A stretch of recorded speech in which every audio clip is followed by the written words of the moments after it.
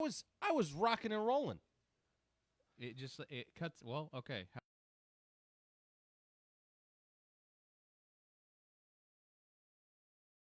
Stop the stream. Yeah, try that. Try and reset it. If that doesn't work right there, whatever you just did. Did that do it? Oh, I see think me. that did it. I see me. Yeah, I think that worked. Oh, man. We lost all our viewers already, though. Yeah. Well, great. All right. Okay. Well, you guys all missed a tremendous start to the show. I'm over here. I'm all fired up. I'm talking about going to the gym and the stupid technology. I have beef already with the technology. Landon says he can hear now. Good. There we go. So shout out to Landon. Last night, I heard the Gators did well. Yeah. And I'm going to get to that in a second. Oh, okay. I got to get through me going back to the gym. This all revolves around me. You know this. I've got all this pre-workout that I take that I never put to use. I've got my music playlists, my David Goggins. I've got my gym shoes. I've got my gym bag. I've got my gym all my gym stuff. It's just sitting there, growing old just like me. Mm. And I grab my bag. I used to walk around here. With this aura, Chewy. You know, this confidence, this, you know. And yesterday I walked into the gym. Speaking of confidence, I used to walk into the gym, man. People would come up to me, "Hey, big guy." They don't say that anymore. They say, "Man, I thought you'd be bigger." Yeah. In person. I walked in there and I looked like a substitute teacher making his way into Planet Fitness for the first time. I mean, I felt insecure. Really? Did you really? Yeah. It's been so long since I've been in there. I'm sorry, friend. They got like a bunch of new machines in there and stuff. Oh, when'd you get that? Yeah, I thought I was in the wrong gym. I had to figure out how some of the new machines worked. I just started like doing random stuff. No, the worst part is your body thinks that you're 22 and your mind realizes, or your mind thinks that you're 22 and your body realizes that you're 38. And man, I did just an easy day and I'm sore. Dang, dog. I used to go every day. I used to miss like 1 or 2 days. I would take 1 or 2 rest days a month. And now, man, I feel old this morning. Well, you know what? You got all summer to work on that. I do. On those guns, right? I do. And by the time August and July rolls around, we got all these cool events to go out to. You can definitely cut off the sleeves by then. You know what kind of set me off into this is I got that little sickness that everybody got, and like a week ago I sneezed and I saw my ancestors. I realized that if I can't even sneeze and not hurt myself, that there's a problem.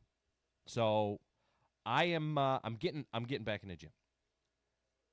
That all being said, yes, Chewy. Yesterday we went out to Franklin County High School for the North Middle School football game.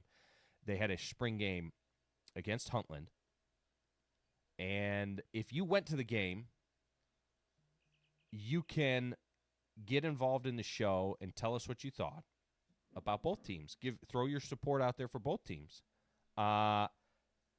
You can call into the show, 931-967-3500. You can text the show, 931-305-5611. Like I said before everybody on the Facebook feed could hear me, it is a Where's the Beef Wednesday presented by Max Meat Processing. And I am fired up. I'm fired up and excited because yesterday we went out there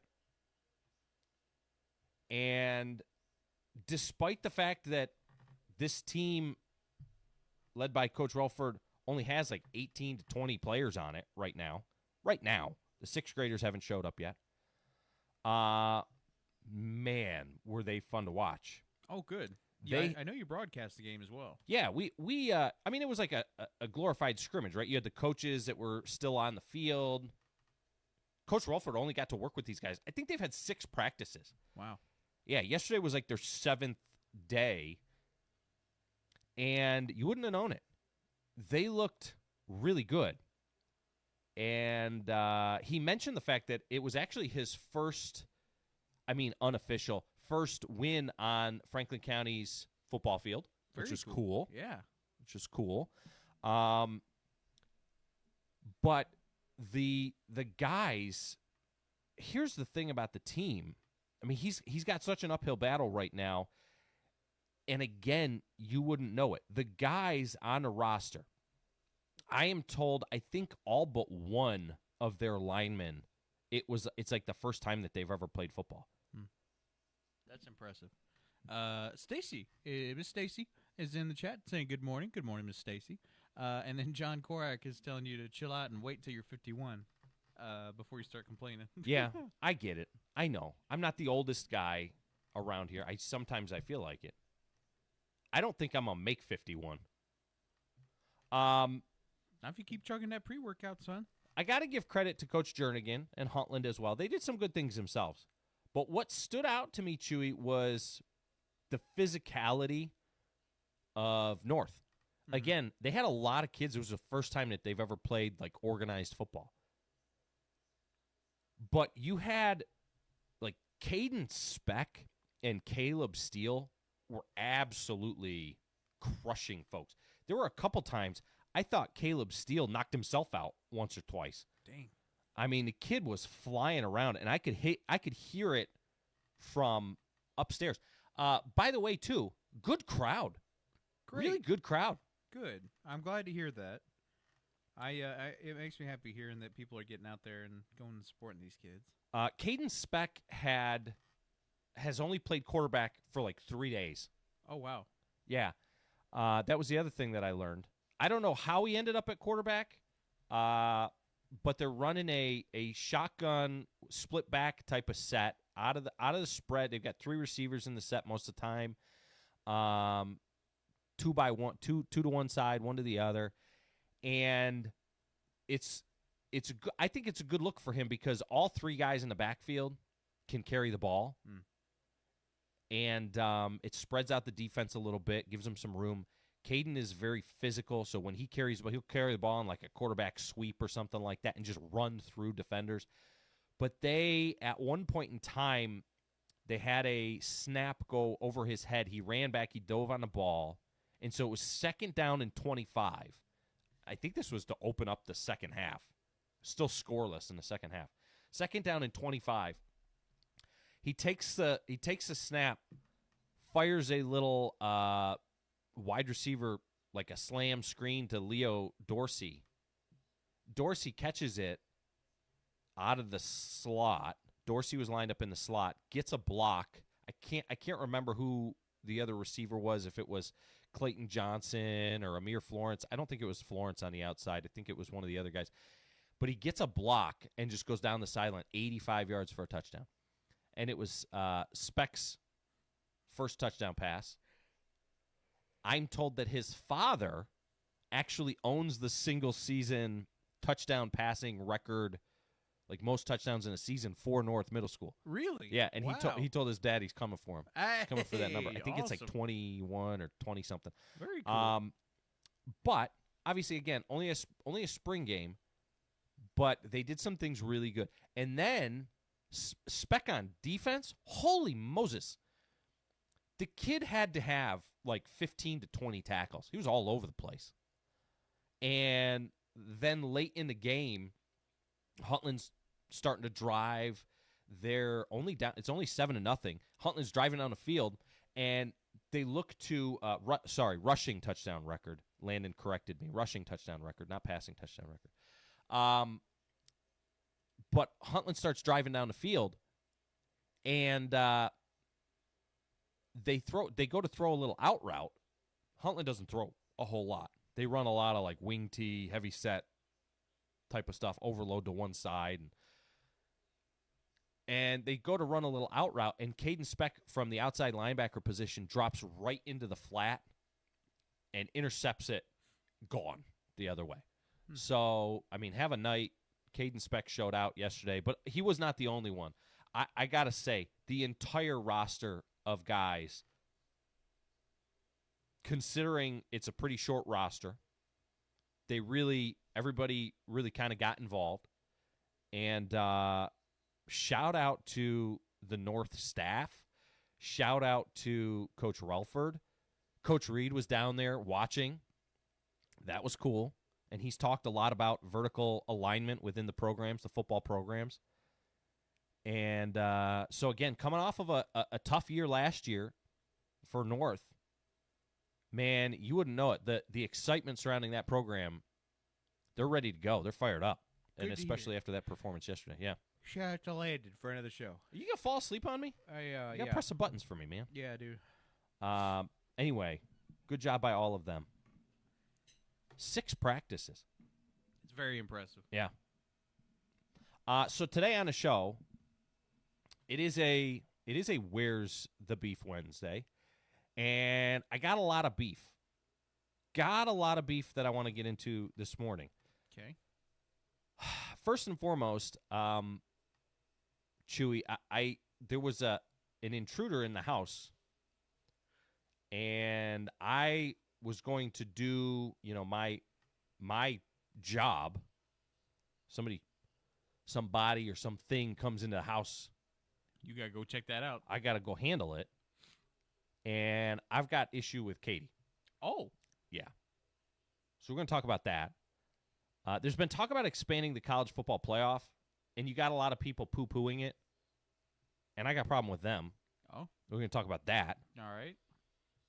I've got a problem with the deer in this community. I saw a dead deer on the way here. I know. So did I.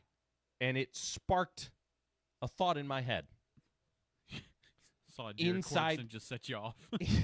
Dead deer inside city limits just set me off. I find things, I'm always on edge. It's probably the pre-workout.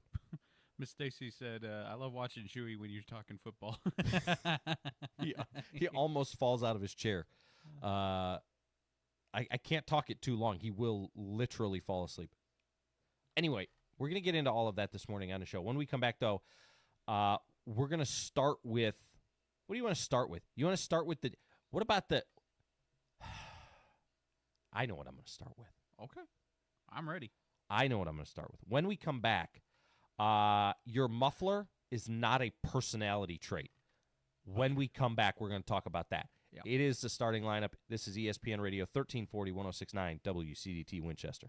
The starting lineup with Joe and Chewy is presented by Loco in Winchester. Right here in Winchester, Loco is doing things their own way. From locally roasted Loco coffee to a one-of-a-kind shop experience. It's a place that's built for the Franklin County community. So if you haven't stopped by yet, now's the time. Support local. Drink Loco coffee, fueling Franklin County mornings. Roasted right here in Franklin County. And don't forget to tune into the starting lineup, weekdays from 7 to 9. Around here, people take pride in their property, and Flagship Lawn Services does too. They offer reliable mowing, trimming, mulch, and cleanups at a price that makes sense. And with the Flagship Finish Guarantee, they don't leave until it looks right. No shortcuts, no hassle. Just a yard that looks the way it should. And that's quality you can trust. Call or text Flagship Lawn Services today at 239-849-4033 and get your yard looking its best this spring. From the 931 Weather Center, it's time for an ESPN Winchester weather update.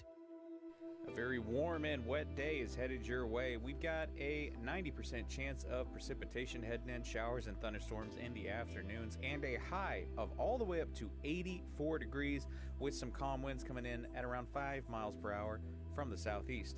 Stay tuned to ESPN Radio Winchester for all of your wild weather updates. It's Larry from Shelby, previously on the Paul Feinbaum Show. You know what, Chris? Let me tell you something. Why don't you go catch your breath before commenting on somebody else's? And Hacksaw Tuscaloosa Jim Duggan. Just shut up, because I could strike you out blindfolded, pitching underhand with both arms tied behind my back. Okay, why don't we take a break? I'm pretty exhausted.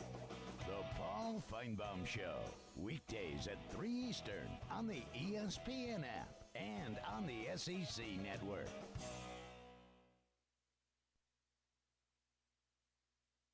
I don't know what to tell you. I know it's not much, but this is the best they've got. You're listening to the starting lineup on ESPN Radio, WCDT Winchester.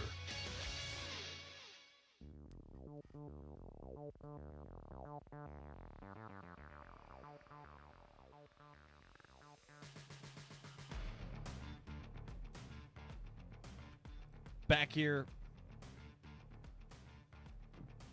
On the starting lineup, ESPN Radio 1340 1069 WCDT Winchester. I am Joe Abraham.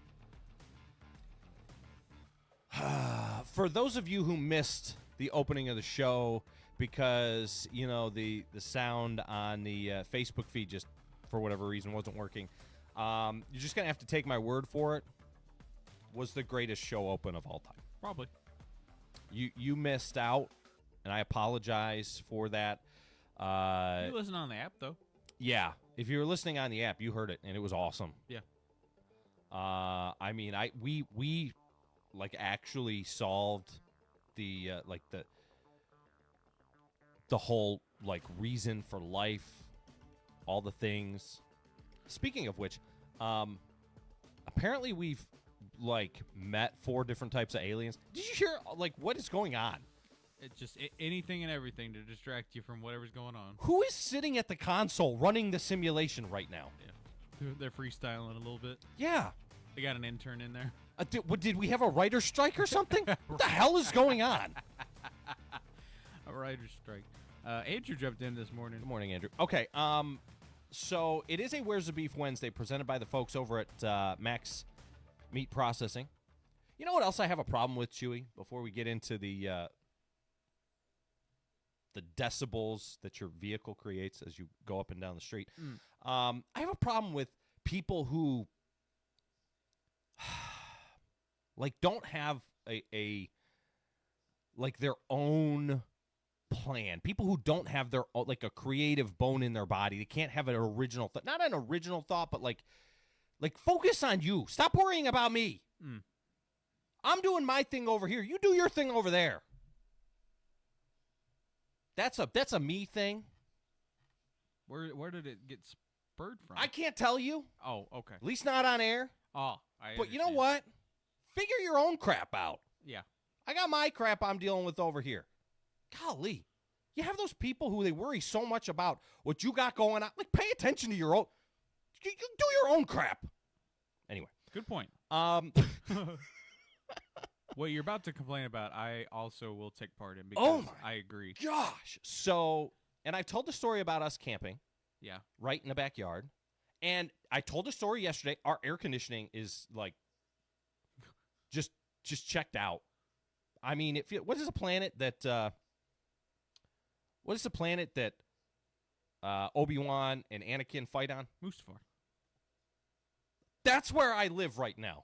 Yeesh. I'm all for the rain because it's going to cool things off, hopefully, just a little bit. Well, it's going to be 84 this afternoon. Wow. Damn it! My house is like a sauna. It's like a terrarium because it's so humid. It's turning into, and I'll tell you here in a little bit, it's turning into like a jungle. But so the windows have been open. We did the camping thing. I have got beef with the midnight NASCAR audition. Okay, this is a topic that's you're not even exaggerating. That is happening on North High Street in Winchester. Basically, because it's not just our street. It's the street behind us. It's just all over the place. And I tell you what, the guy who stands in the school zones and throws stuff at people's cars and eggs supercars that go through the school zone at high speeds and stuff. I'm about to start doing that to people. I'll stand out there all day. You know what? I do my morning show, and you know what else I do the rest of the day? Nothing. I don't have nothing else left to do. That's not true. I work. I can't even get to the gym. But I'll clear the schedule.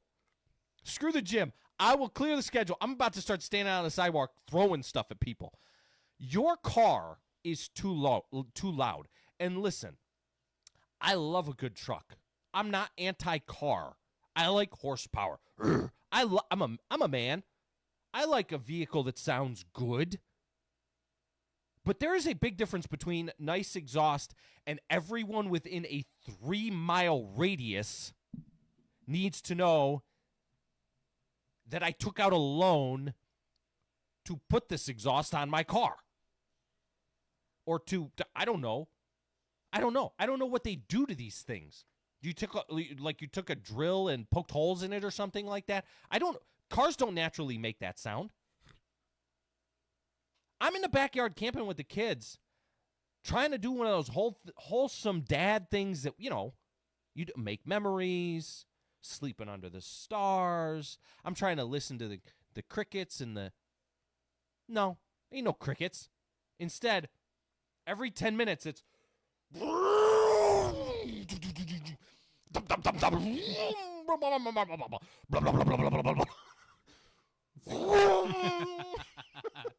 that's the noise that drives me really nuts. Well, okay, because some of them, it'll, like, rattle your house. Yeah. Especially with, like, they have that really heavy bass in the back, too. God Bro, forbid. it's 11:45 at night, and I live on North High Street just off of the square. Nobody is impressed with your vehicle right now. Not even Jennifer in the front seat. I promise you. She don't care. It really is like a daily occurrence. Like, it's not an isolated thing. It's like 3 or 4. Like, if you spend all day at home on North High, it's like 3 or 4 times a day. Not even counting all of the tire screeching, honking, and like bass boosted speakers that go by. And then it's a whole process too, because the car goes by and then the dogs start barking. I mean, your house starts shaking. You gotta, like, stuff starts falling off the walls. Takes you 10 minutes, and as soon as you put your picture frames back up and all the things, then here it comes again. In downtown Winchester. Yeah. What are we? And heaven help you if you come across a third shift worker. I swear to all that is holy, I will show up at that man's trial to defend him. Defend him. Yeah. I will stand behind him. Some poor elderly person, you just set off their pacemaker. Chewy's dad's pacemaker just went off. My dad's pacemaker just went off. Everybody's pacemaker's going off because you think you're cool, and it's 11:45 at night. Oh, dear. And it's the same, like, 3 cars. There's a truck.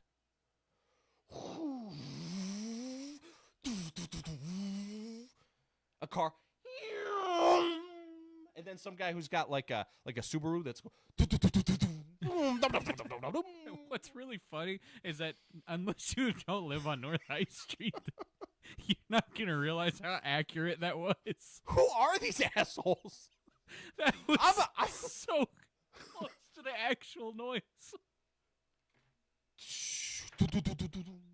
Sounds like a freaking pod racer going by. What are we doing? Guys, I'm not... Okay, listen. Come hang out on North High. It's not a... That was shocking how good that was. It's like a performance. Yeah. They drive up and down North High Street, and it's performative. How do you... Okay, like, are they doing this at night? Are they employed? Like, how did you pay for that? You know I what don't I mean? know. I don't know where they're... Maybe they work somewhere around... Because... And here's the thing, is they don't, like, leave. They leave and they come back, and then they leave again and they come back. They're like going up and down the road. Like, what are we doing? It's not... And it's the same car, because... There aren't many cars that make that noise. They're very specific noises. Yeah. Especially the one. There's this one that this guy's got a souped up. It's a car. The trucks are one thing, because there's we live in the South. There's a bunch of lifted, jacked up. You got diesels. You got guys. Which, too, by the way, just because you come off the square doesn't mean you need to lay hammer down on the street that my kids play. Yeah. Thanks for breaking glass where my kids play, asshole. Yeah. Like, what are we doing? Literally. And to the point where I get upset enough. We need to have this conversation, because I get upset enough when it's first responders. Now, I know people's lives may literally be at risk. But when you lay hammer down on a road that's that tight and narrow, Chewy, how many accidents have you had? How many telephone poles have you lost here in the last 2 months on a road? Literally, the dude hit a pole last month. I've seen multiple... I've been in an accident on... You had somebody hit your car. You had somebody hit the pole. You had, all like 3 times. And for no reason. And these were just people driving down the road. This is a narrow street. okay? We got telephone poles. We got houses. If somebody, bless you, if somebody loses control, comes across the road and hits this guy, that whether it's a first responder or this dude, doing his best Fast and Furious impression down my street, going 70 miles an hour in downtown Winchester, I am going to get a living room full of Subaru. Yeah. And if you are not dead by the time you arrive in my living room, you are now an intruder in my house, and you better watch out. Golly, Joe. Because I've had enough of it. You're putting the public in danger. And I'm not the first responders are one thing. Please, like, just a second it is not going to be necessarily the difference. Okay, can we just slow down a little bit? Can we just be respectful of the fact that people may or may not be pulling out of their driveways? If somebody is backing out onto High Street and you're going 70 or 80 miles an hour for whatever reason down that street, somebody's going to get killed. Yeah. There was a lady, I'm told, a couple of years ago, the street behind us, she was walking her dog down the road. They don't have sidewalks on that road, apparently. She's walking her dog down the road, and some guy comes up over the hill going like 80 and killed her. Jeez. And the thing you said, that school is just one street over. The school is a street over. So there's lots and lots of kids who are walking home. There's lots of kids who live on that street as well. There's also have you seen the chickens? Every now and again, there's 2 or 3 chickens. You know what I'm talking about? What is that? I don't know, but there's also chickens, so just be careful. And if you're listening and you've got chickens, just FYI, roosters are not permitted in city limits. Speaking of things that are loud and obnoxious. Anyway, I am going deaf because I have my in-ear monitors and my headphones on all the time, and they're turned up to 11. When I'm in the gym working out, they're turned up to 11. I mean, I am going deaf, and your vehicle is still too loud for me. I can't imagine for people who can actually hear. Yeah. And I say this jokingly, and I'm being goofy about it, but I am also actually pissed because I'm tired of getting woken up in the middle of the night by your vehicle. Yeah. And by you going 60, 70 miles an hour down High Street. By you rolling smoke down High Street. Cool. Good for you. Way to go, big guy. Golly. I'm going to have all the people with loud cars show up at my house. Just have a meet in my backyard. And I'm fine with that. Just be respectful. Because that's what it comes down to. And we talk about this with society. It comes down to there's a lack of respect for other people. You just have a lack of respect for your own community around you. You don't care. And that's what pisses me off. Yeah. Anyway, all right, let's get a break in here. It is the starting lineup, ESPN Radio 1340, 1069, WCDT Winchester. Spring is in the air, and so are fresh new savings at Furniture Merchandise Outlet, FMO, right here in Tullahoma. Ready to refresh your space? From living rooms and bedrooms to dining sets and mattresses, FMO has the styles you want at prices you'll love. No long waits, no sticker shock. Just take it home today. Visit them at 105 North Jackson Street in Tullahoma or browse anytime at FMOTN.com. Furniture Merchandise Outlet, where spring cleaning turns into a spring upgrade. Looking for a reliable car at an affordable price?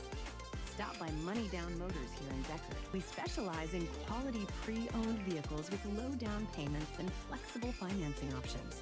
No matter your credit history, drive away today with a car you'll love and a payment plan that works for you. Visit us at 1945 Deckard Boulevard or call 931-962-3404 for more info. At Money Down Motors, LLC. Your ride is waiting. For over 10 years, EC Design and Print has provided print marketing solutions for Southern Middle Tennessee, and their customer satisfaction speaks for itself. Just check out their Google reviews. The words clients use consistently to describe EC is that they're different, unique, and fun to work with, whether from a long-time or a first-time customer. EC Design takes pride in how they handle any project, no matter how simple or complicated it might be. So make your next print project easy with EC Design and Print on North Jackson Street in Tullahoma. It's time for a local news break from the 931 Go News Center. Travelers and pilots at Winchester Municipal Airport will notice temporary changes over the summer as a major terminal restoration project gets underway. Airport officials say the main terminal at Winchester Municipal Airport, identified as BGF, will be closed for approximately 2 months while renovations are completed. During that time, operations will move to a temporary office trailer located on the south ramp near the terminal building. Normal business hours will continue, but visitors should expect adjustments. The temporary trailer does not have running water or restroom facilities. Portable restrooms have been placed in front of the trailer and are clearly marked. Officials also stress that the main terminal, including the after-hours pilot lounge, will not be accessible at any time during construction. Anyone needing to access the temporary office is instructed to enter through the ramp gate and drive parallel to the terminal. Airport leadership also addressed the current runway notice. Runway 1836 remains open during daylight hours. However, an active NOTAM closes the runway from sunset to sunrise due to temporary runway lighting issues. Officials say the nighttime closure is a safety precaution while they work with a lighting specialist to restore the system. Pilots are encouraged to check NOTAMs regularly and may call the airport office at 931-967-3148 with questions. Meanwhile, Franklin County High School has been recognized by AP Access for All for its outstanding commitment to expanding advanced placement opportunities. AP courses are college-level classes offered in high school, allowing students to take rigorous coursework and potentially earn college credit by passing end-of-year exams. Through its partnership with AP Access for All and the Niswonger Foundation, Franklin County High School is working to ensure that a student's zip code does not limit academic opportunity. School leaders describe the AP program as a game changer for equity, flexibility, and long-term success.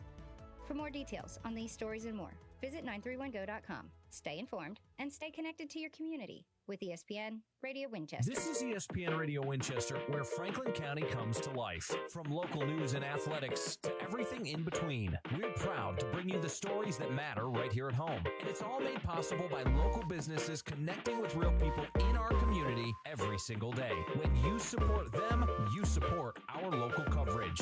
Over 75 years of Franklin County heritage. Want your business to be a part of it? Contact WCDT today. ESPN Radio Winchester. Franklin County plays here.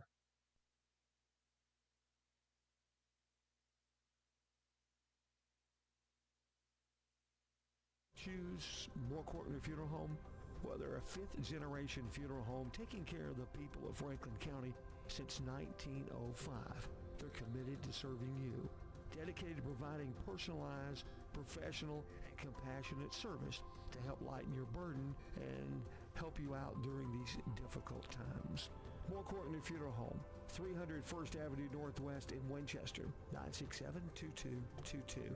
More Courtney Funeral Home. Got a project to tackle or a party to plan? Skip the stress and rent it instead at Reliable Rental in Winchester. From tools and heavy-duty machines to chairs, tables, and event essentials, they've got what you need to get the job done right. Whether it's work or a weekend celebration, Reliable Rental makes it easy. Stop by 2433 Deckard Boulevard in Winchester or check out everything they offer online at reliablerentalfc.com. Reliable Rental. When you need it, they've got it. The opinions of the hosts are their own, and they do not represent the opinions of, well, really anybody else. You're listening to the starting lineup. Now back to Joe and Chewy.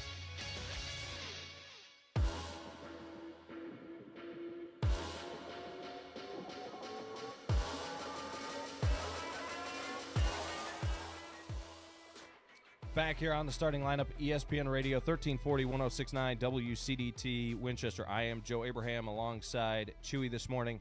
And it is a Where's the Beef Wednesday.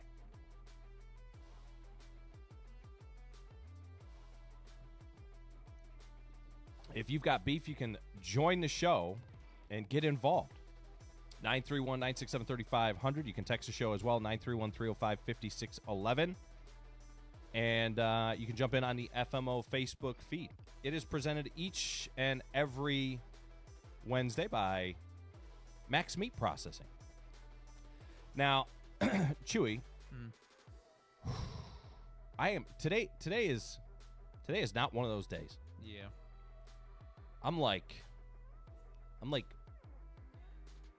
I don't even know what the word is. Heated.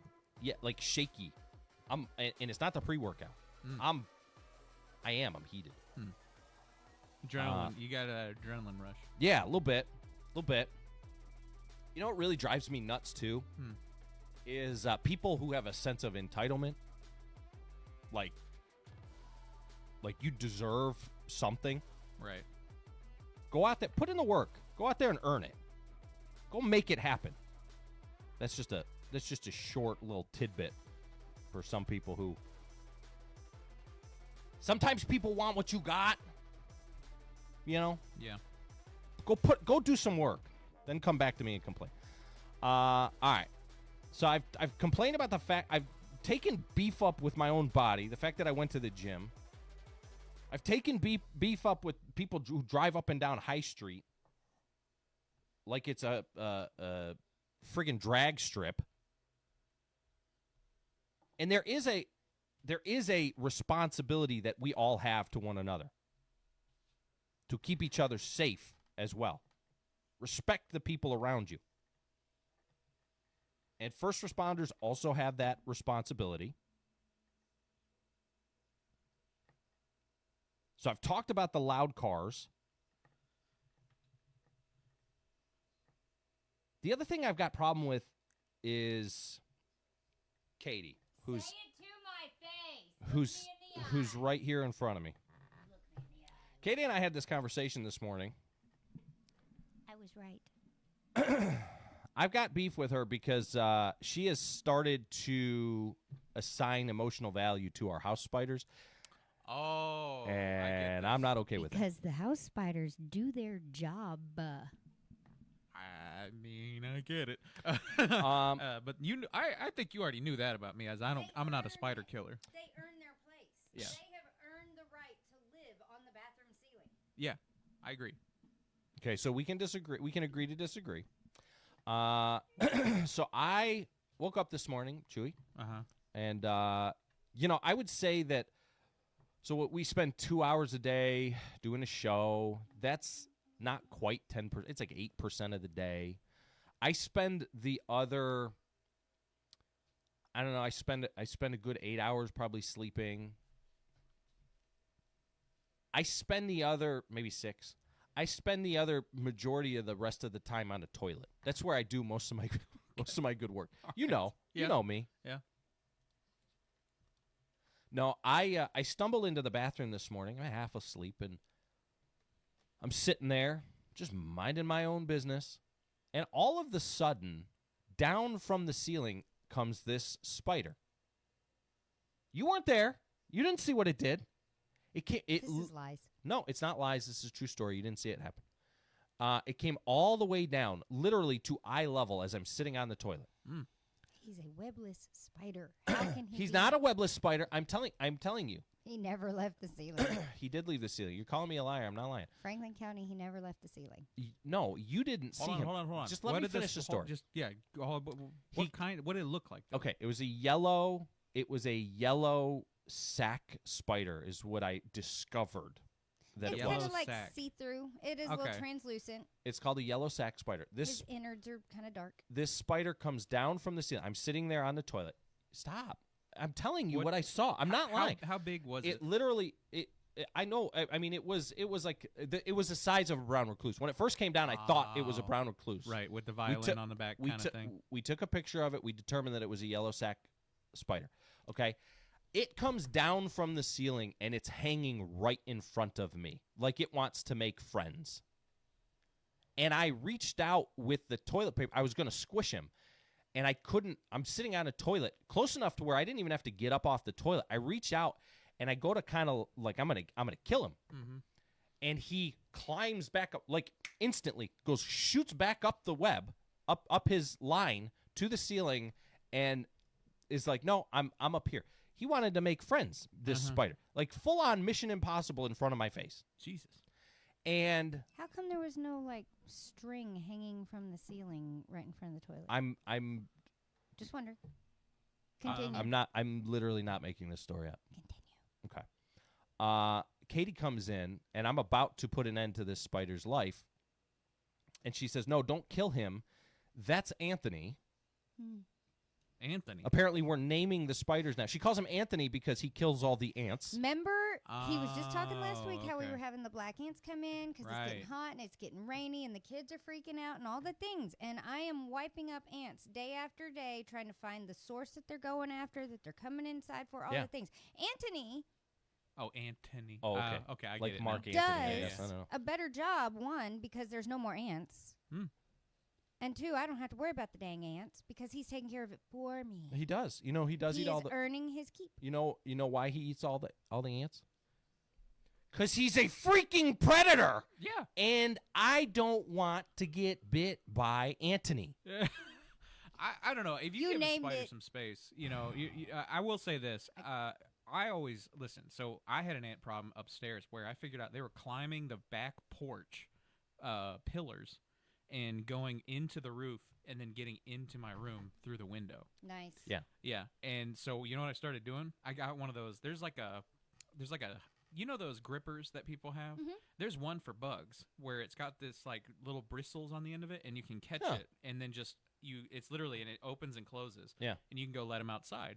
So what I started doing is every time I'd see a spider, I bought one of these things, I would grab it, and I would go and I would put it under the porch where the ant line was, and they fixed that ant line in like 3 days. Yeah, they will.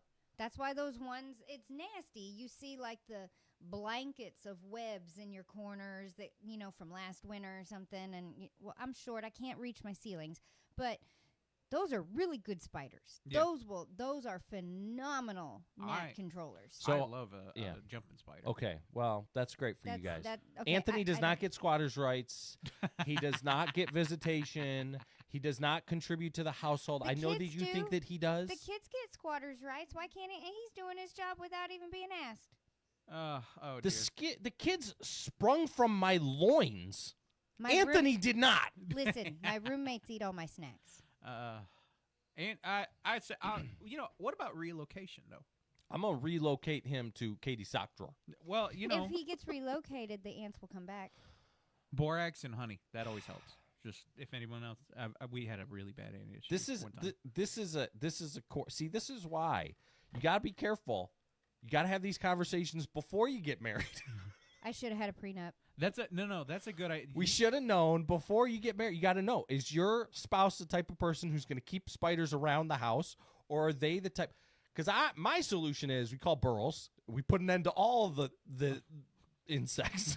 Just scorched earth on all of them. Just nuke it. That's a good point that you just came up with. The other day or it may have been yesterday, the day before, I was talking about on the show in the afternoon. I was saying I don't think dates. I think we do it wrong. Like, I think if you're doing a date, I think you should go to the grocery store with each other. You know what I mean? See how this person operates. You know what I'm saying? Yeah. Like, ask them this question, like, what's your perfect ambient temperature? Right. Like stuff like that.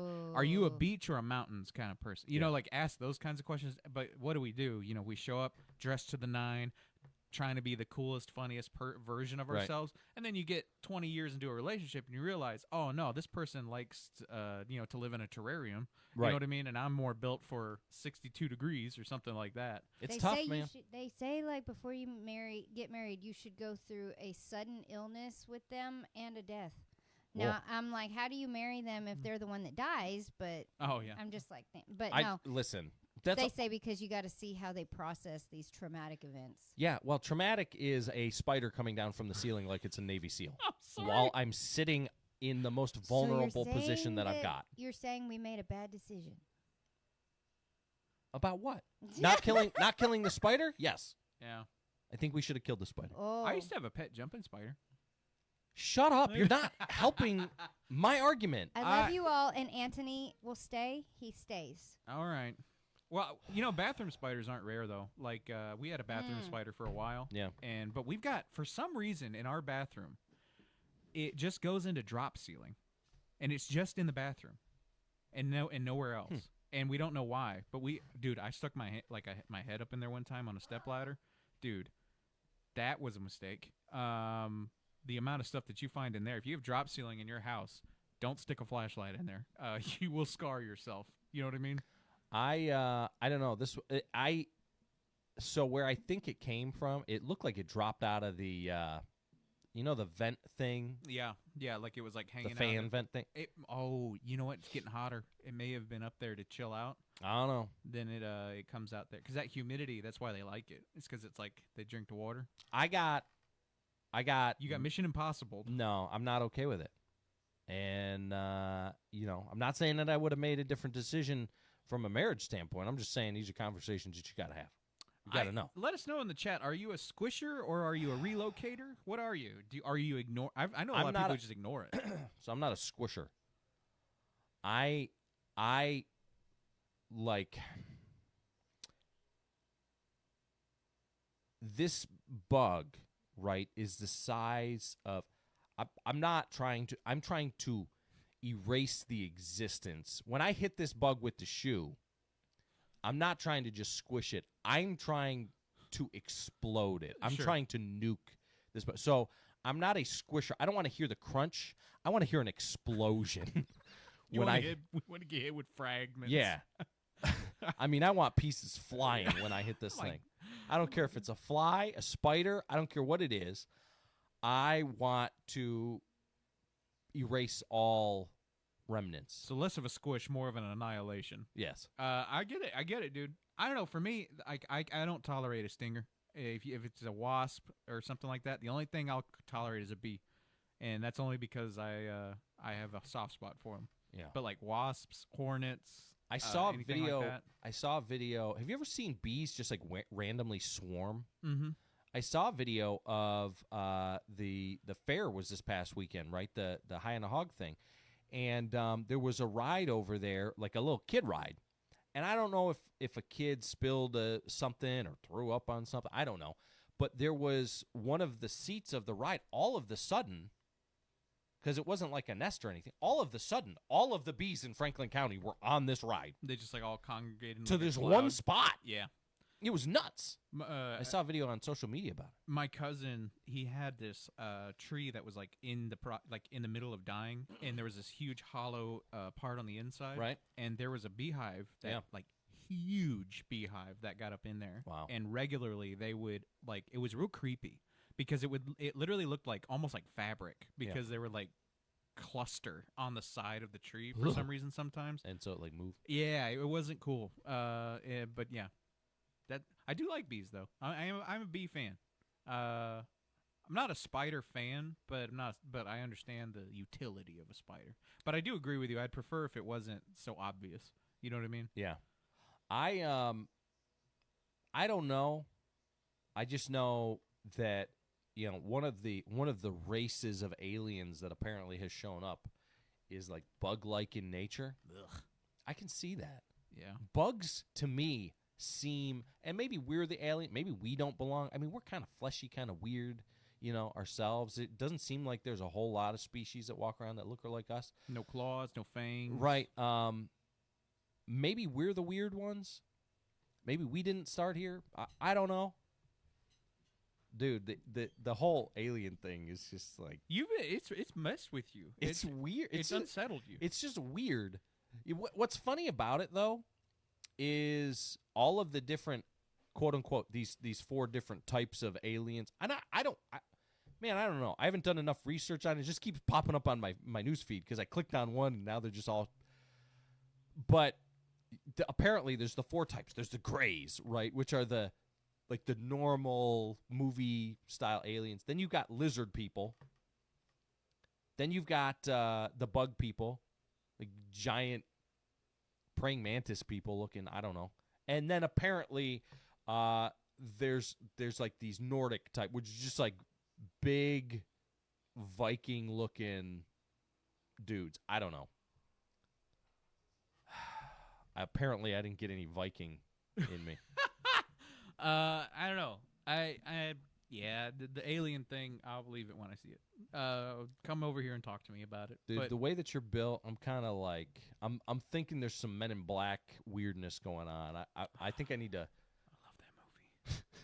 That's a good movie. I'm a little concerned. You should be, and I think paranoia is good for you. I might be in your walls. Who knows? Yeah, I do know where you sleep. I've seen every episode of the X-Files like twice, so too many things lining up for you on my end. There's a lot of different episodes that I can fit you into, my friend. It's a little too convenient. Is that what you're trying to say, Yeah, Joe Abraham? a little bit. You're for a guy who's all about the weird stuff. When it comes to aliens, you're kind of like, yeah, I'll believe it when I see it. I don't like a denier. Yeah. It's like I'm covering up for something almost. Yeah, Almost. All right, that'll do it for hour number 1. Oh, is it already over? Yeah, That went by fast. sometimes not fast enough. In hour number 2, Chewy, I barely touched on this yesterday, but apparently Pizza Hut is talking about bringing back, and I don't know if they've gone full on into it. I'm going to do some research in a break, but apparently they may be bringing back like the old look. Really? I did notice the signs look old school recently. Yeah. I'm talking about like full on the white and red checkered tablecloths. Didn't they just rebuild that one? Yeah, that one. I think we're not getting a new Pizza Hut, old school looking Pizza Hut for a while maybe. But like the red roof, old school Pizza Hut that everybody, originally fell in love with. Yeah. They're talking about bringing it back. I would not be opposed to that. I like this idea. We'll talk about it more in hour number 2. Along with, there was a graphic posted on social media, the Tim Fuller for Sheriff Facebook page, and there was a pretty eye-opening statistic that I want to talk about. I don't even know how it's possible, but we're going to talk about it. We'll do that on the other side as well. In hour number 2, it is a Where's the Beef Wednesday. This is ESPN Radio 1340, 1069 WCDT Winchester. Endangered children. We may picture extreme situations, but substance misuse can affect any child through unsafe environments, unsecured medications, or even impaired driving. Protecting children is everyone's responsibility. The Franklin County Prevention Coalition partners with schools and law enforcement to raise awareness and provide tools that keep kids safe. Because when we work together to protect our children, we are stronger together. Learn more at fcpctn.org/DEC. This project is funded under a grant contract with the State of Tennessee Department of Mental Health and Substance Abuse Services. With the latest from around FCHS and Rebel Nation. The Rebel Report, every weekday, presented by Oaklawn Baptist Church, right here on ESPN Radio Winchester.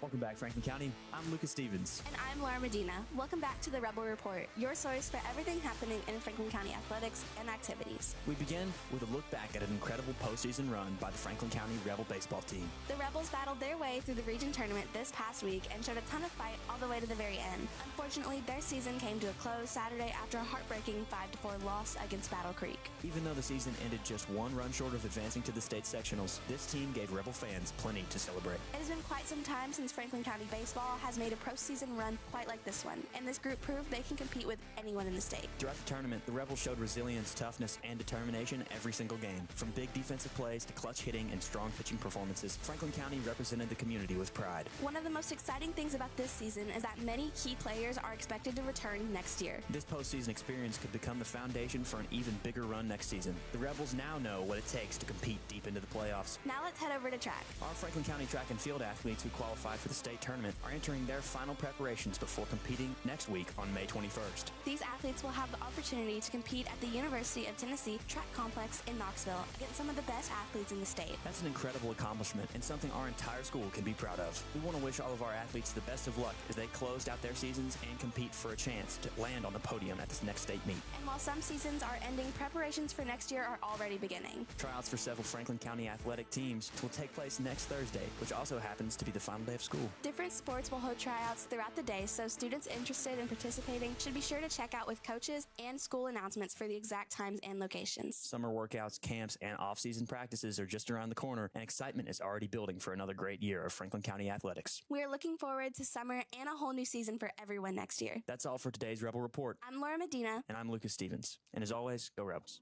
Located at 108 Memorial Drive in Winchester, Oaklawn Baptist Church is a place where families grow, faith is strengthened, and students are encouraged to live with purpose, which is why we're proud to sponsor the Rebel Report. Our mission is simple: introduce people to Jesus and build strong families through God's Word. Join us this weekend for Sunday school at 10 and worship to follow at 11. Learn more online at oaklawnbaptistchurch.org. You're listening to ESPN Radio 1340 AM WCDT and 106.9 FM W295 AV Winchester, serving Franklin County for over 75 years.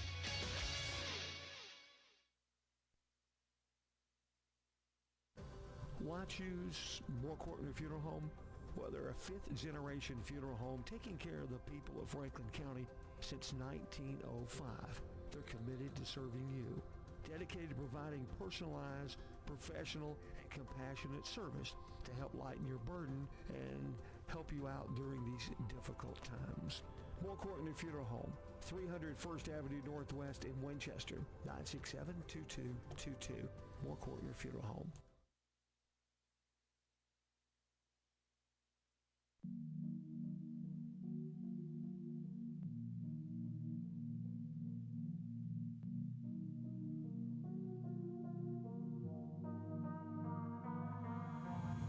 Broadcasting live from the ESPN Radio Winchester studio, it's the starting lineup. Now, here are your hosts, Joe Abraham and Chewy.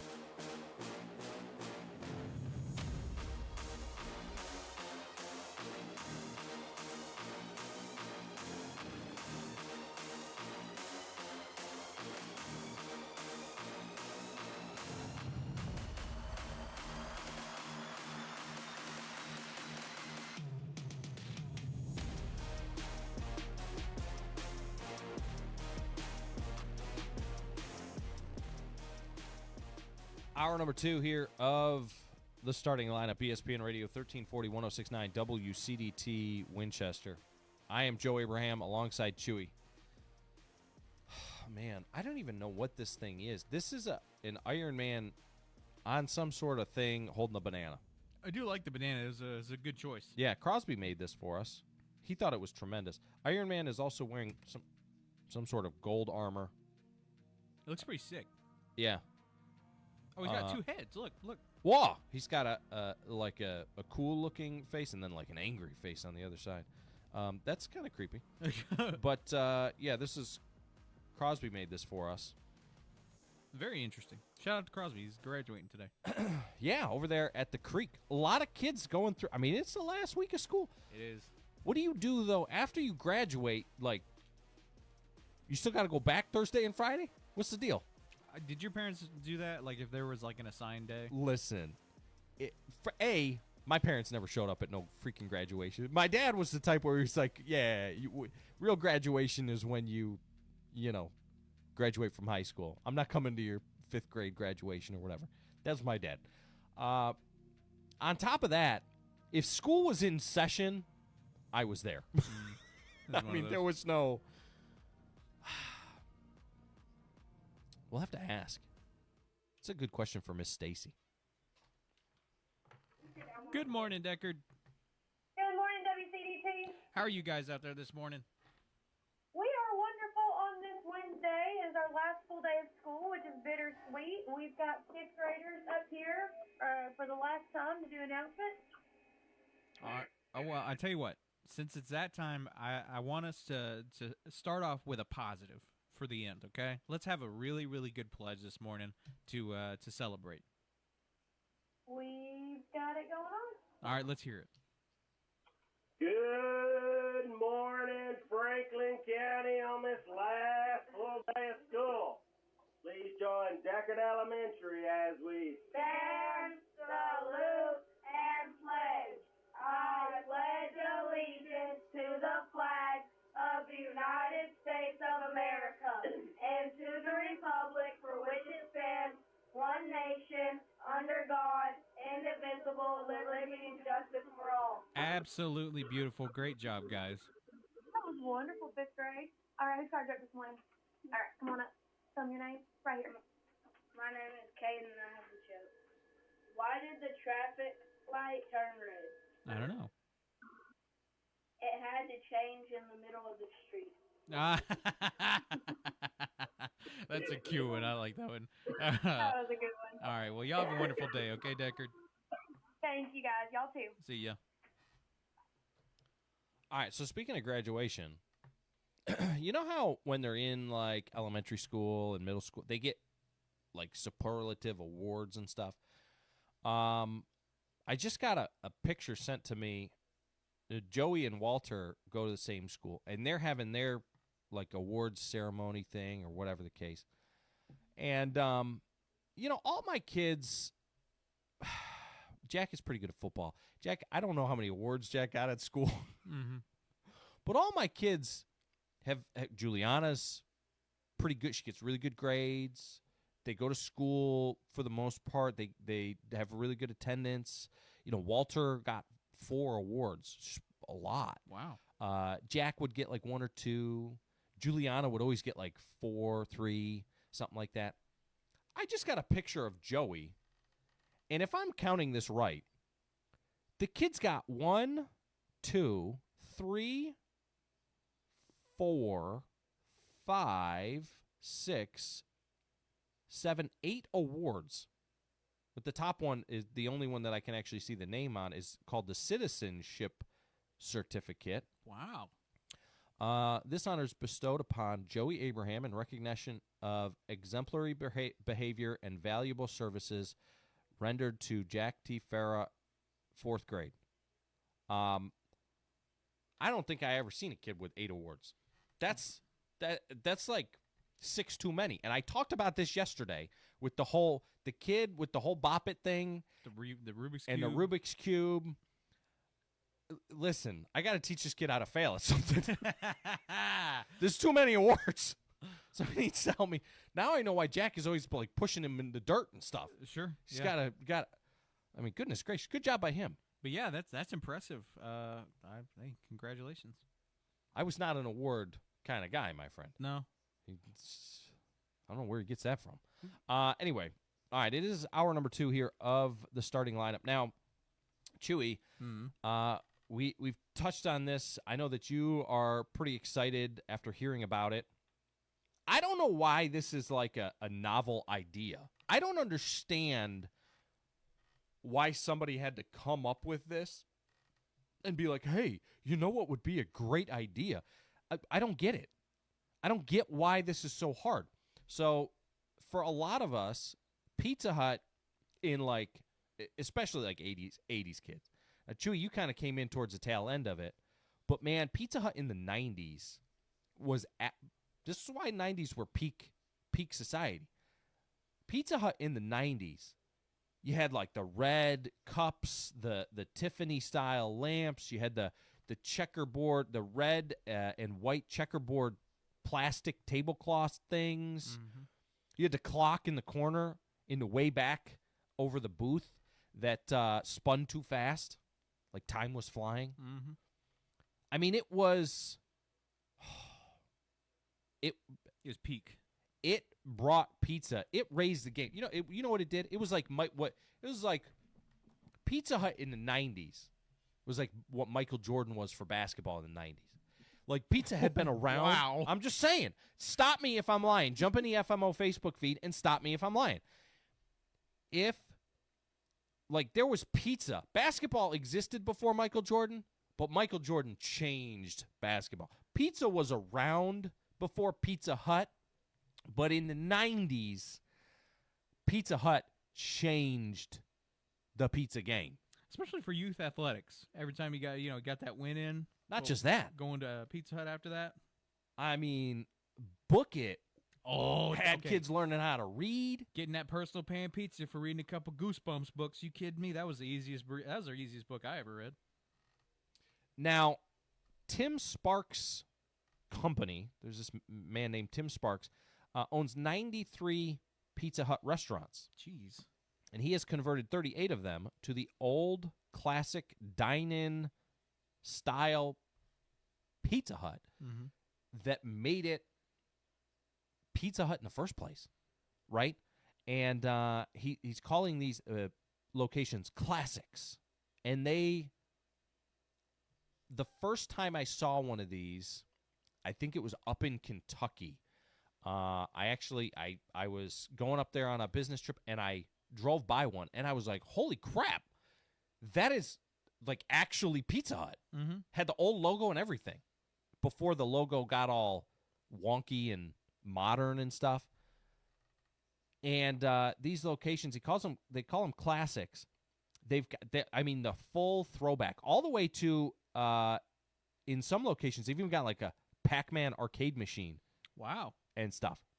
The salad bar, the full 9 yards. And go figure, they're having massive success with these locations. Yeah. Imagine. A lot of that it's almost like everyone was so reactionary to COVID, you know what I mean, that they reverted, but now people are like craving it. So they're probably killing it now with the public use and stuff. Yeah. But we touch on some of the nostalgia a lot in the show. You know, Pizza Hut is one of those types of places, but man, there are some peak 90s places that just stand out in my mind. We've talked about, obviously, Blockbuster a lot in the past, but what about places like, remember toy stores? KB Toys. Yeah. Toys R Us. Dude, I miss that place.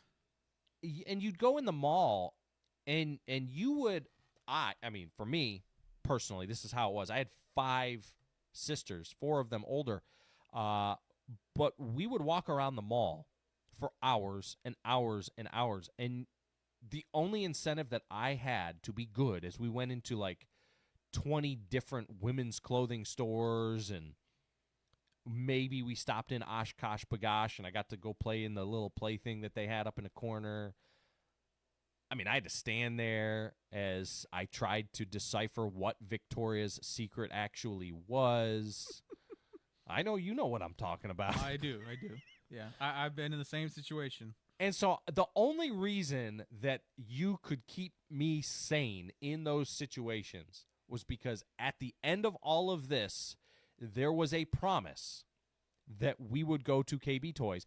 Not a promise that we would actually get anything from KB Toys, which, by the way, $10 back in the day went a long way.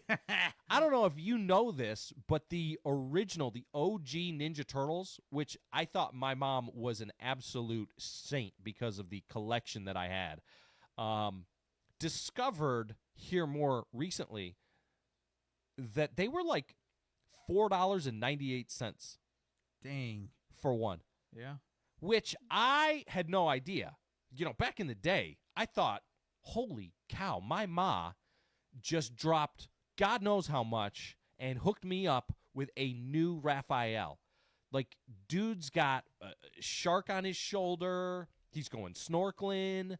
This is a pretty cool version. This is a cool drop. Back in the day, our drops were into toys. Now they got them on, like, Fortnite.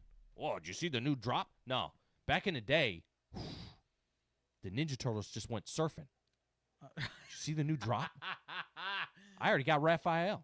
Thinking I might collect all 4 of them. You are right. I'd never thought about that. But, like, you know, one of your boys always coming with, like, some slick new action figure or something. You're like, where'd you get that? You know, and they're always like, well, I went to Walmart or we Toys R Us over the weekend. Yeah. You know, I did have one that was like that. Max Steel. I don't know if you remember him. Okay. But he was a scuba diver. Yeah. And if you put him in water, his chest would change, and he had, like, scuba cybernetics. Dude, and the was there anything better than the old toy commercials? No. I could sit down right now and flip on 90s toy commercials and watch them for the next 30 minutes. And get just as hyped as you were as a kid, too. Yeah. You know? And I could just sit there and watch commercials. So toy stores, I mean, even McDonald's, simple place like McDonald's, everything nowadays, and they talk about this, like, color is just gone from the world. Not that you know, because you're colorblind. But color has just been evaporated from everything is like brown or gray. Tan, yeah. black. Just like blah colors. Even the grass is like, eh.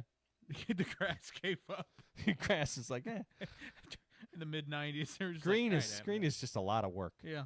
Seems unnatural, by the way. Whoever is sitting there at the controls of the simulation, come up with green. You know what would be really cool? Let's make the sky blue, but the grass green. Yeah. Okay. It used to be purple, the sky, for a while. Then. What? Yeah, there was about 1 million years where the sky was purple. Sometimes, though, when the sun goes down, we'll make it orange and pink. Isn't it pretty, though? It's beautiful. But remember, I like old school McDonald's. It was so neat. It was geared towards the kids. Right. You know? I remember you could sit on a hamburger.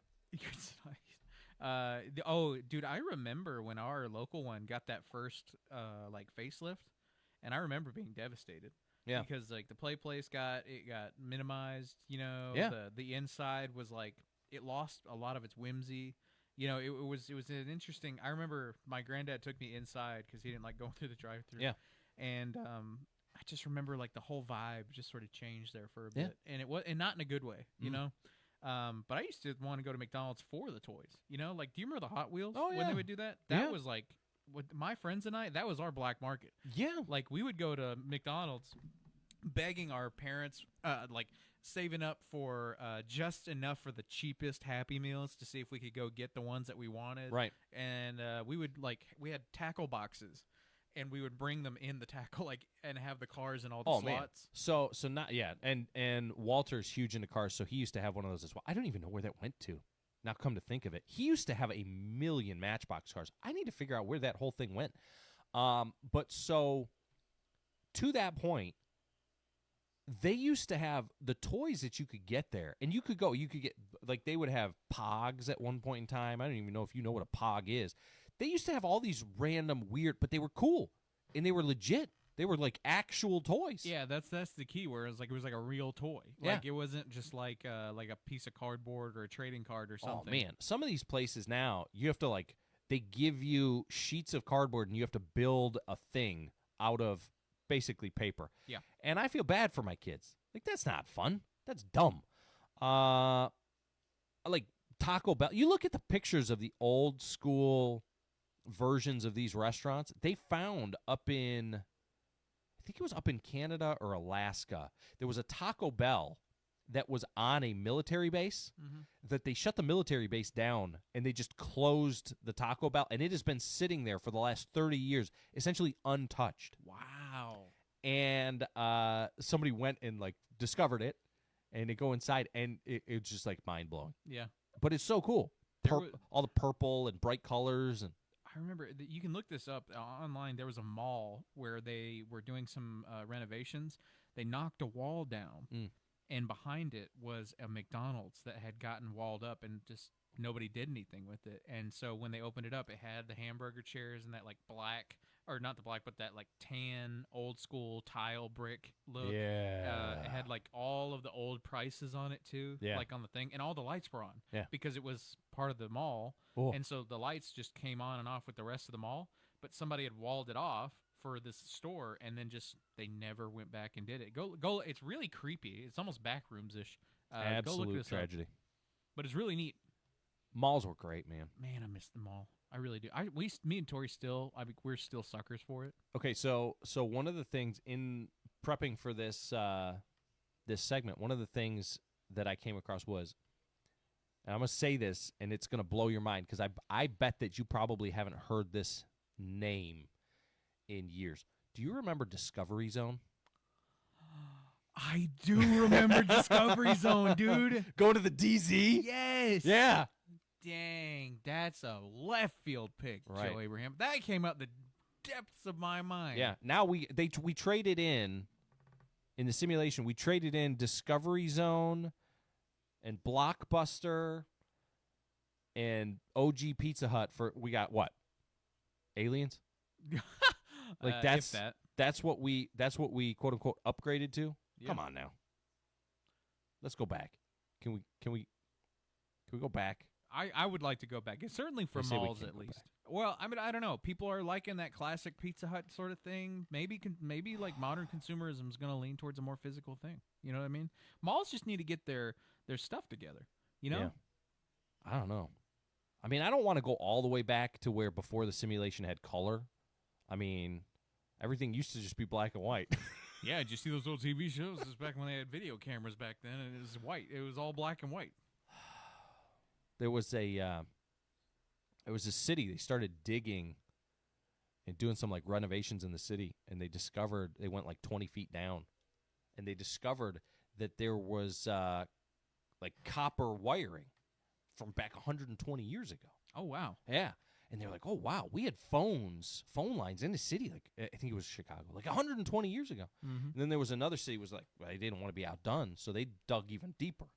Like, oh yeah, we went down 35 feet, and we had 200 years ago, we found we had copper wires.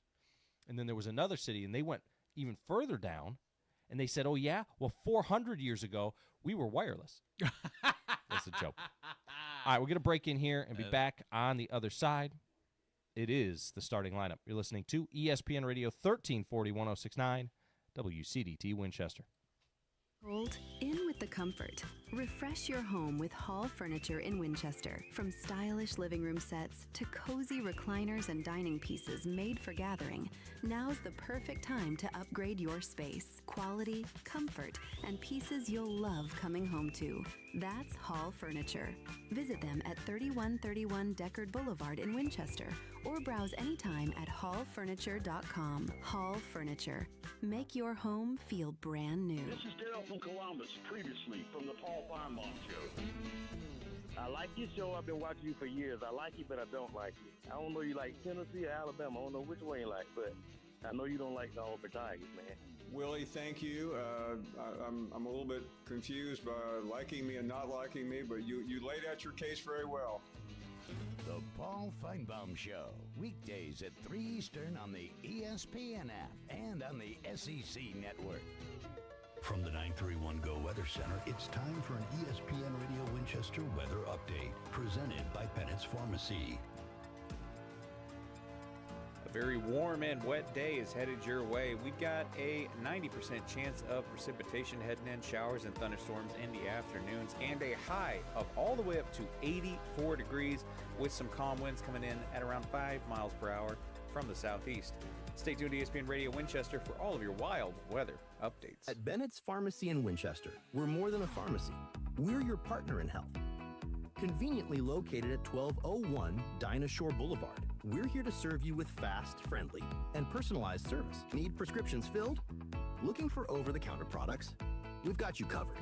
Plus, enjoy local delivery and expert advice from our caring team. Call us today at 931-967-2777 or stop by Bennett's Pharmacy at 1201 Dinah Shore Boulevard today. We had a plan, and then the microphones came on. You're listening to the starting lineup on ESPN Radio 1340 1069 WCDT Winchester.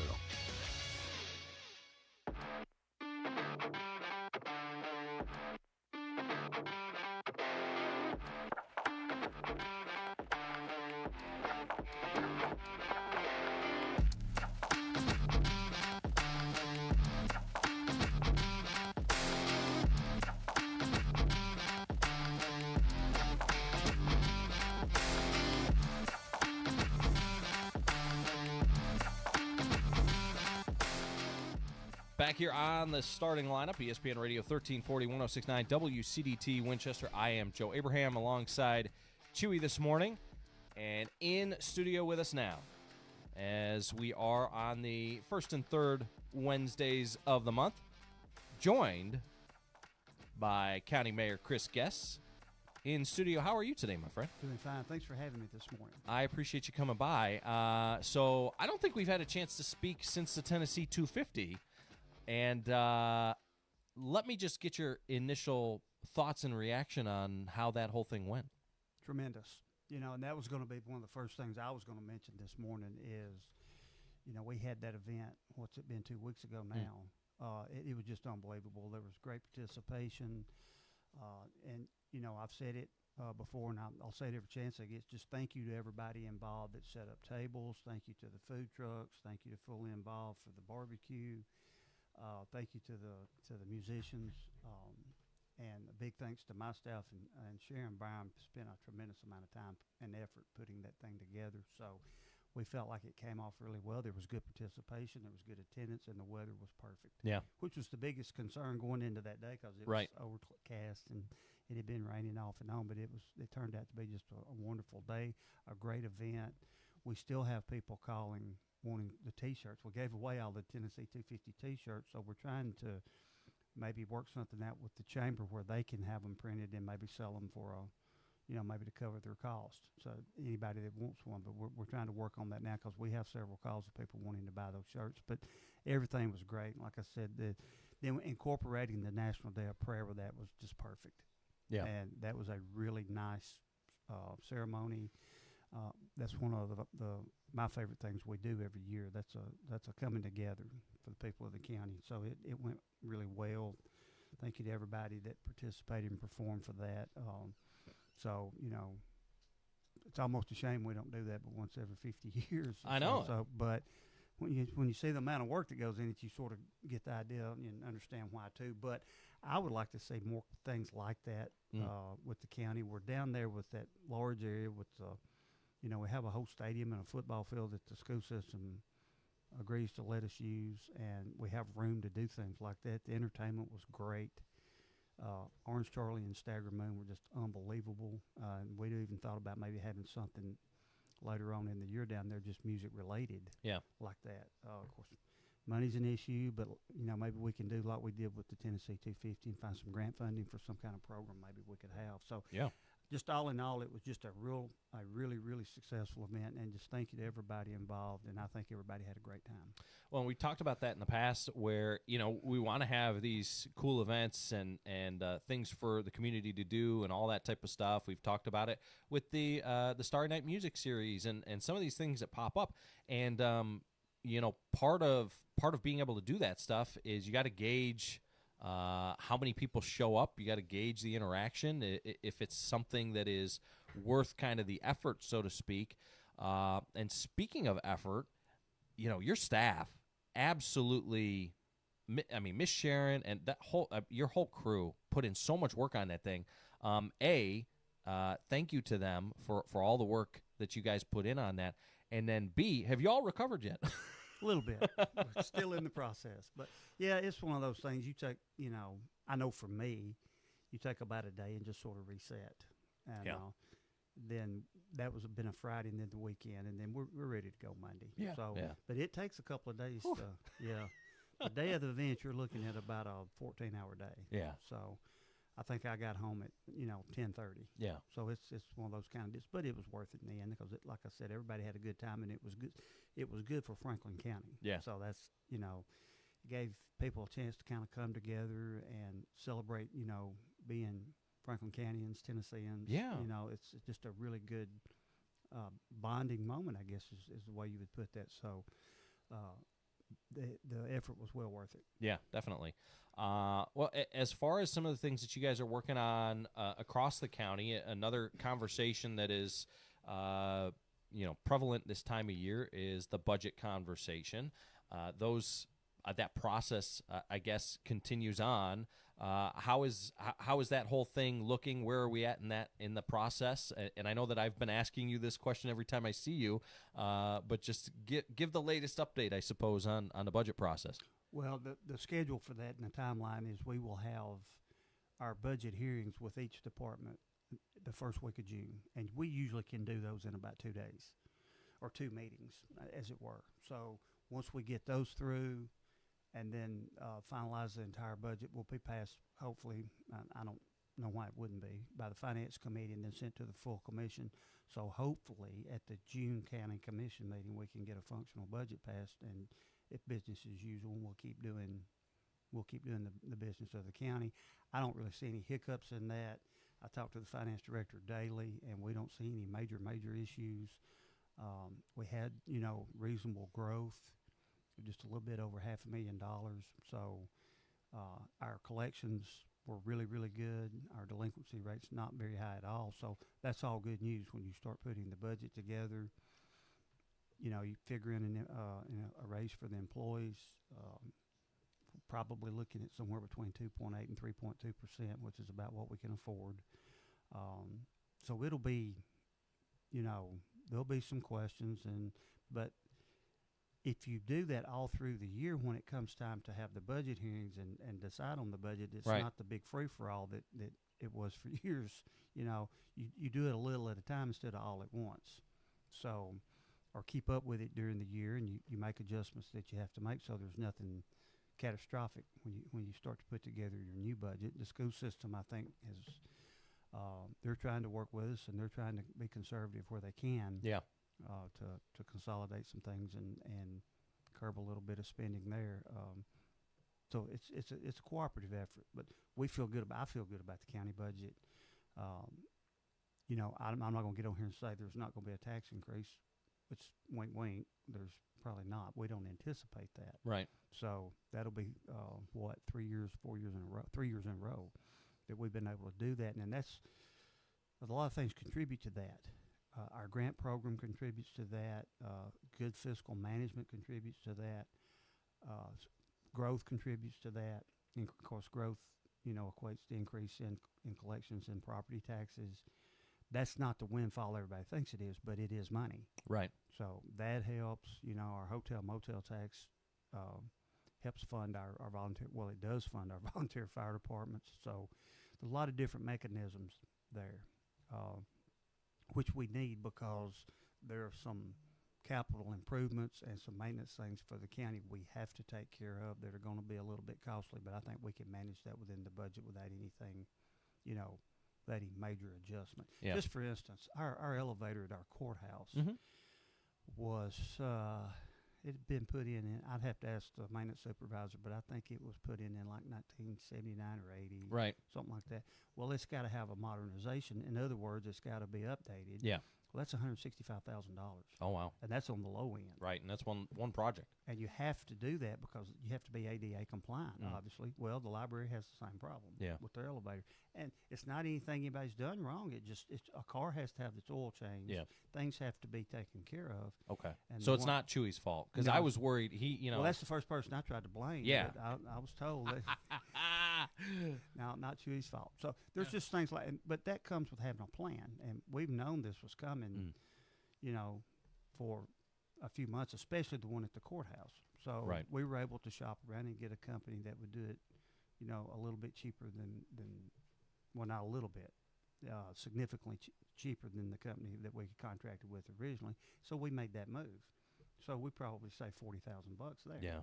So it's just keeping up and paying attention, and you know, you constantly maintain what you have, so you don't have those major issues all at once where you get into, you know, $500,000 $1 million projects. Right. So that is a big thing for me, is taking care of your facilities, keeping them functional. You know, you repair as you can. We can't fix everything that we want to fix in 1 year because that would be not economically feasible. Right. But if you have a plan, you know, say a 5-year plan, and you can do these things in chunks at a time, and you know down the road, okay, now we'll go to this next thing. It works out better financially, and it works out better operationally. So Yeah. those are things you figure into when you look at the budget. Yeah. You figure into our capital outlay, our buildings and grounds line item, those type things. But we're able to manage fairly well, Yeah. you know, with what we have. So we're going to keep doing that. But that's a lot of moving parts. That's a lot of information, but that's what you get into when you get into the budget, when basically what most people really want to know is there's going to be a tax increase. Right. That's the bottom line for most folks, and we don't anticipate one right now. I'm not going to say never flat, this is written in stone, but we don't anticipate one. So we'll do everything humanly possible to prevent that, because we understand as a county government, or I impress upon the people that work for me, and I even talk to other elected officials, and we're very aware the cost of living, the cost of just things. Go to the gas pump, go to the grocery store, buy a new shirt, whatever it may be. Go out to eat, whatever it is. Things are expensive, and it's expensive to live. So the last thing we want to do is pile on the taxpayers' back for money when we feel like we can manage what we have well enough to where we won't have to do that for a while. Yeah. Dog food is expensive, and Chewy eats a lot, so I appreciate you taking all that into consideration. Sure, absolutely. Well, and one of the biggest, I say one of the biggest, the biggest item on the budget year after year is the school board budget, and obviously, we're kind of arriving upon a new day with the school board, and with the director of schools is going to be handed over to Dr. Alsop's going to be taking that over here. He's already taken on more and more responsibilities from Dr. Holman, and there's a lot of excitement surrounding that transition as well. But one of the conversations here as of late at the school board meetings is very similar. They're trying to manage the budget. Right, they're right now battling. They've lost students over the last however many years, and that the TISA numbers have affected the amount of money that they get in, and so they're kind of fighting this battle. How do we manage the needs of the students when we're at they're basically at like a $2 million shortfall. They did a great job. They cut over $1 million from, what they really wanted, and we can't necessarily afford all of those things. But from their perspective, it seems like it's a little bit tough to be proactive rather than reactive sometimes, because you're putting that budget together in response to what the state does with the dollars. Thankfully, they've got Jenny Phillips is absolutely tremendous.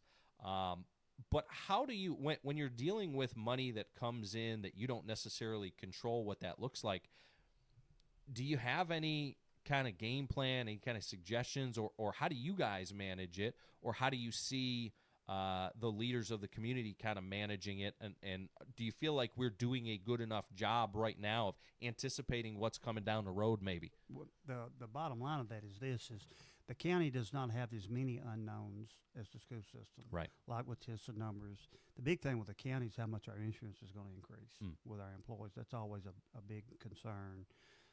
The value of our penny is always a big concern. And that's one of the reasons our tax rate can be what it is our penny is worth more than a lot of surrounding counties because of Thames Fort Lake and the recreation and the people that want to live there and participate in all the things that the lake provides. So that's just a fact of life.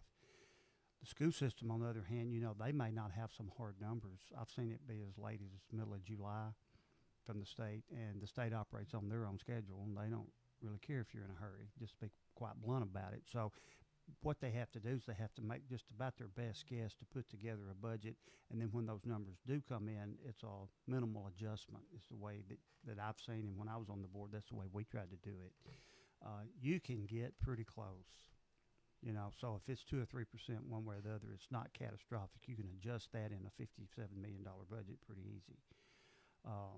Once you've been doing that budget for a while, somebody coming in cold might not be as proficient. You're right, Jeannie does as good a job as you could possibly hope for there. She is wonderful in that role, so we're lucky to have her. The bottom line with school systems is the money and the cost is in facilities and personnel, and that's with any budget, anywhere. And it's necessarily anybody's fault. People talk about the numbers of the school system a lot, and I do as well, but it's not a blame game. There are things that are out of the control of the people in education locally.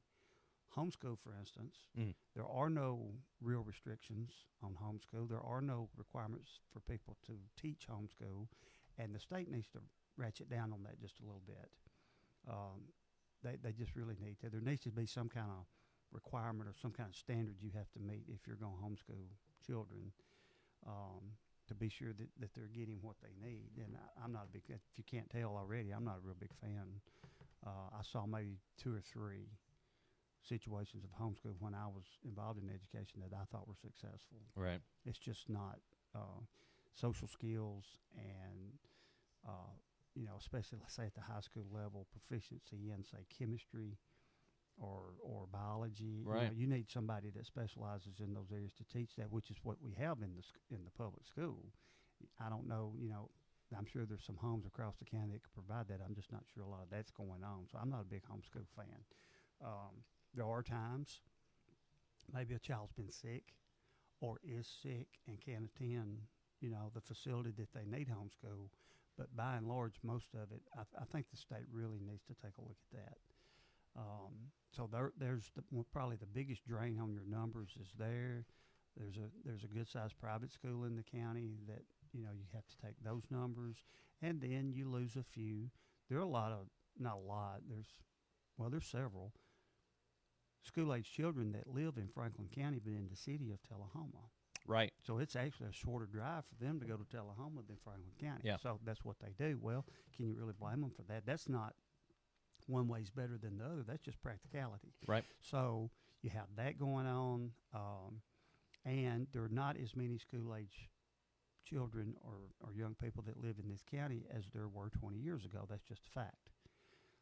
All that combined contributes to a reduction in numbers. Yeah. Now, what you do about that, that's up to the school board. Right. And I think probably coming down the road in the next 5 or 10 years, there's some pretty tough choices that are going to have to be made because I don't see that turning around anytime soon. Right. So I will leave that up to them, but I do understand that problem. Yeah.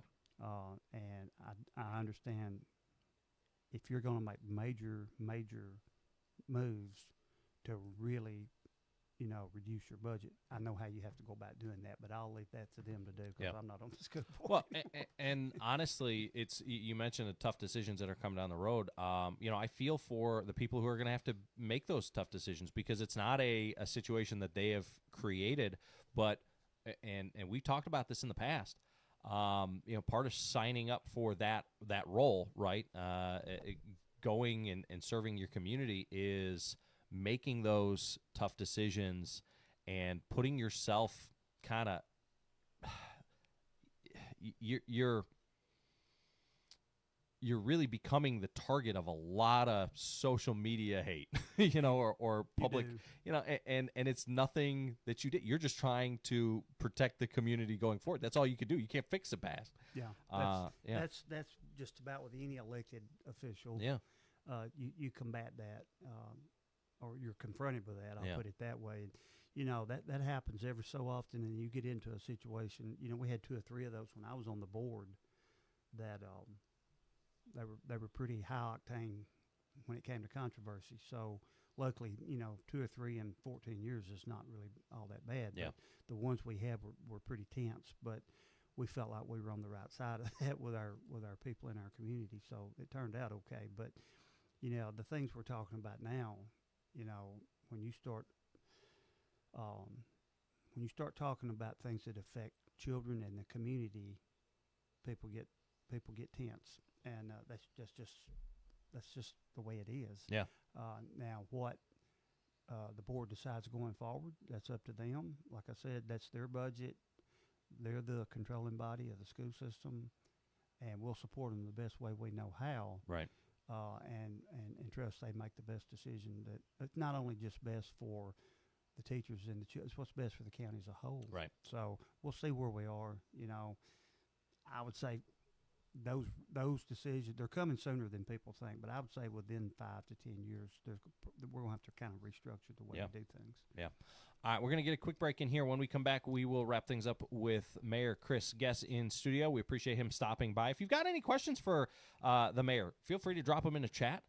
It is the starting lineup on a Where's the Beef Wednesday. This is ESPN Radio 1340, 1069, WCDT Winchester. Hey, it's Chewy, and if you've got pests, you need the folks that I trust. Burrow's Termite and Pest Control.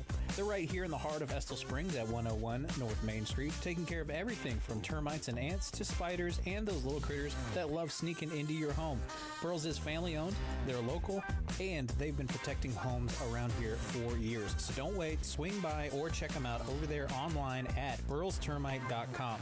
Burrow's Termite and Pest Control. They'll treat you right and treat your home even better. Happy Place wants to send a big congratulations to the graduating seniors of Franklin County and Huntland High School. Class of 2026. It feels like just yesterday many of you were coloring pictures, playing games, and dreaming about the future.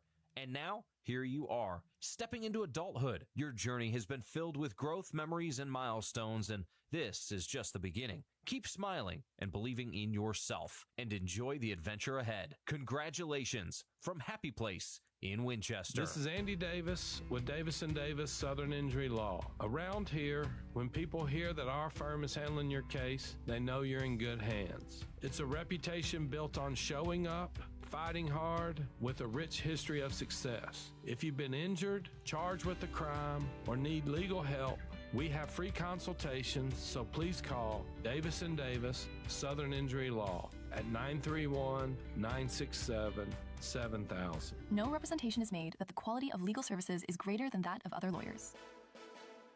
It's time for a local news break from the 931 Go News Center. Travelers and pilots at Winchester Municipal Airport will notice temporary changes over the summer as a major terminal restoration project gets underway.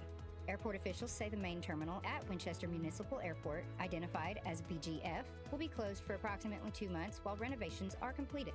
During that time, operations will move to a temporary office trailer located on the south ramp near the terminal building. Normal business hours will continue, but visitors should expect adjustments. The temporary trailer does not have running water or restroom facilities. Portable restrooms have been placed in front of the trailer and are clearly marked. Officials also stress that the main terminal, including the after-hours pilot lounge, will not be accessible at any time during construction. Anyone needing to access the temporary office is instructed to enter through the ramp gate and drive parallel to the terminal. Airport leadership also addressed the current runway notice. Runway 1836 remains open during daylight hours. However, an active NOTAM closes the runway from sunset to sunrise due to temporary runway lighting issues. Officials say the nighttime closure is a safety precaution while they work with a lighting specialist to restore the system. Pilots are encouraged to check NOTAMs regularly and may call the airport office at 931-967-3148 with questions. Meanwhile, Franklin County High School has been recognized by AP Access for All for its outstanding commitment to expanding advanced placement opportunities. AP courses are college-level classes offered in high school, allowing students to take rigorous coursework and potentially earn college credit by passing end-of-year exams. Through its partnership with AP Access for All and the Niswonger Foundation, Franklin County High School is working to ensure that a student's zip code does not limit academic opportunity. School leaders describe the AP program as a game changer for equity, flexibility, and long-term success. For more details on these stories and more, visit 931go.com. Stay informed and stay connected to your community with ESPN Radio Winchester. When it comes to caring for your loved ones, choose a name you can trust. Inhabit Home Health in Winchester, located at 2068 Cowan Highway. We're here to provide compassionate professional care right in the comfort of your own home. From skilled nursing to therapy services, our team is dedicated to helping you or your loved ones achieve the best quality of life. Call Inhabit Home Health today at 931-967-0633 to learn more about our personalized care plans. I don't know what to tell you. I know it's not much, but this is the best they've got. You're listening to the starting lineup on ESPN Radio, WCDT Winchester.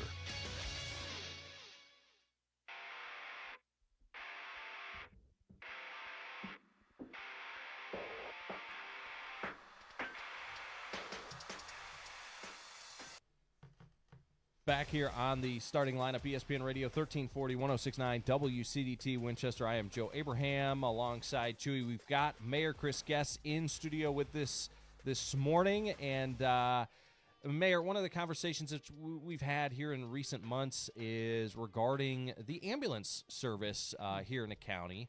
And I know that this is probably a process that's got a little bit more time to it. But have there been any updates? Has there been any more conversation in regard to that whole situation? Yeah, funny you should bring that up this morning because there's a meeting of the Public Safety Committee tonight at 5 o'clock. And we're going to review some things and bring some issues to the table that we know we're having and open up that discussion. That contract actually is up in July of this year. Right. So that would be, incumbent upon myself, the county attorney. I would obviously put a lot of weight in what the MA director has to say about maybe restructuring some parts of that contract. So hopefully we can, tighten down and secure a little better service than what we're receiving right now.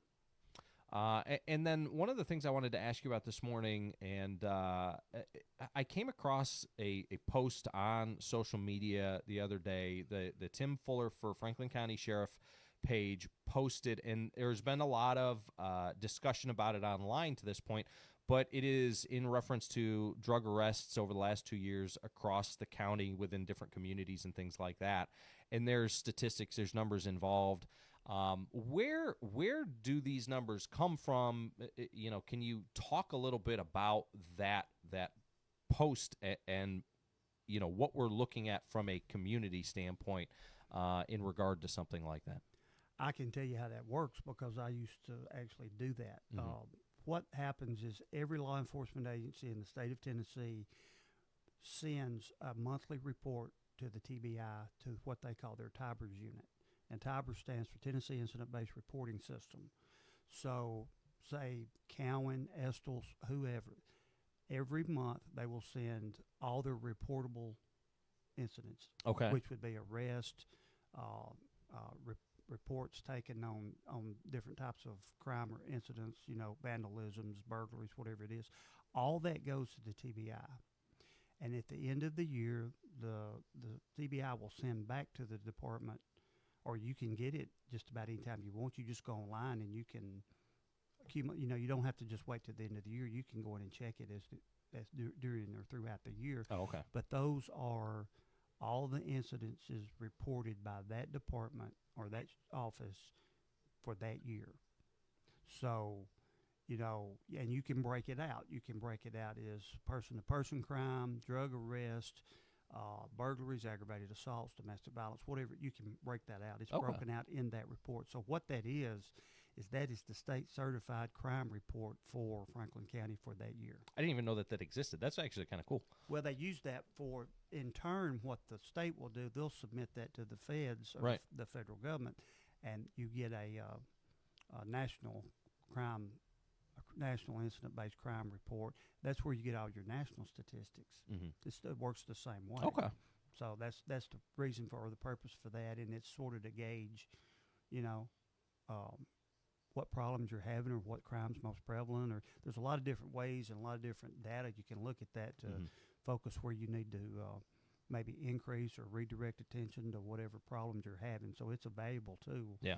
To check performance and result and see where you need to focus your attention. Well, this one in regard specifically in regards to drug arrests and things like that, and I know that the county has recently taken the Franklin County Prevention Coalition and moved it under county operation a little bit more directly. It was under the county, but under the school before the school board, I think before.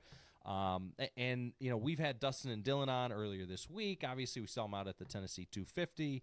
But I know that was a big undertaking of your office as well, and you've become very involved in their processes.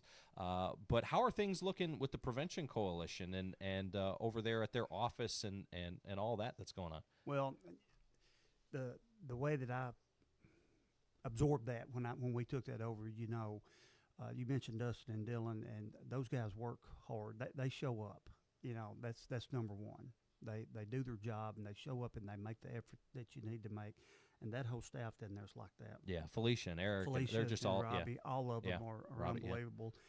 Eric has got the personality to be the leader down there. He's not hot iron, kind of like I am sometimes. He kind of takes things in stride, and he'll say, well, we'll sit down and figure it out, So that's a good personality to have for that job. And that staff, they really do. They go above and beyond even what they need to be doing. They go above and beyond that because they care about what they're doing, and that's the whole thing. These guys travel. I think they cover, Dustin, maybe 13 counties. Or it's a big area. Yeah. And they work hard to make sure that they do the best they can for everybody that they're supposed to represent. Felicia she's really, really good at what she does with building partnerships and coalitions. That's kind of a weird way to say it, but building coalitions for the coalition. Yeah. Partnerships for the coalition. Yeah. And commingling and all that. She does a really, really good job at that. And like I said, Eric is the type of leader down there that you need. And it's just a really good group of folks, and I think they do They do a lot of good. I think that moving it under the county was probably the best for everybody. We have a little bit more direct line to them and input, and they're also in the part of the building down there that the county actually owns. I mean, the whole setup was just better suited to be under the county. Right. So we're glad to have them over on the county side and have them be a part of the operation, and they do a wonderful job. Couldn't say enough good about them. Yeah. I mean, and the work that they do is about as important as it gets within our community as well. Man, I got to tell you what, every time I have to call Miss Felicia, she puts a smile on my face. I love that woman. Sure. And that's part of, and I told them when we first sat down, I said, part of your job is to make people want to help you. Yeah. Because you really do have to have that. So, and if there's anybody better at doing that than her, I've not met him. She does a great job. That's a good point. All right, brother. Well, I appreciate you coming by today and spending a little extra time with us. And great job by you. You give us some really great insight, some things to think about as well. And as always, I appreciate you coming by. Appreciate you having me. Thanks, Joe. That is. And you too, Chewy. Nice to see you, my friend. County Mayor Chris Guest stopping in this morning, as he does on the first and third Wednesday of the month. So for Chewy, I am Joe Abraham. That'll pretty much do it for us this morning. We didn't get, there's a couple of things we didn't get into, but it's okay, because tomorrow is a Therapy Thursday. And we actually, as of last week, we now have a couch in studio. I may just hook up an extension on my microphone and lay down and do the show from on a couch tomorrow, and Chewy can be my therapist. That may not be a bad idea. I think that would be really funny, Yeah, well, my heart needs it after this morning. Goodness gracious. But again, for Chewy, I am Joe Abraham. Make sure to tune in on the other side for Reliable Rentals Swap and Shop with the Wookie One. And coming up later today from 2 to 4 p.m., it is Unleashed with Chewy as well. This is ESPN Radio 1340, 106.9 WCDT Winchester. ESPN Radio Winchester, where Franklin County comes to life. From local news and athletics to everything in between, we're proud to bring you the stories that matter right here at home. And it's all made possible by local businesses connecting with real people in our community every single day. When you support them, you support our local coverage. Over 75 years of Franklin County heritage. Want your business to be a part of it? Contact WCDT today. ESPN Radio Winchester. Franklin County plays here. Tune into the starting lineup on the FMO Facebook feed. Just go to Facebook.com/ESPN Winchester. Now, back to Joe and Chewy. Every child deserves a safe place to grow. When substance misuse enters a home, children can face neglect and lasting trauma. The Drug Endangered Children's Initiative in Franklin County brings together schools, first responders, and community partners to identify risks early and protect our most vulnerable. It's not about blame, it's about protection. And when we stand up for our children, we are stronger together. Learn more at fcpctn.org/DEC. This project is funded under a grant contract with the State of Tennessee Department of Mental Health and Substance Abuse Services. Got a project to tackle or a party to plan? Skip the stress and rent it instead at Reliable Rental in Winchester. From tools and heavy-duty machines to chairs, tables, and event essentials, they've got what you need to get the job done right. Whether it's work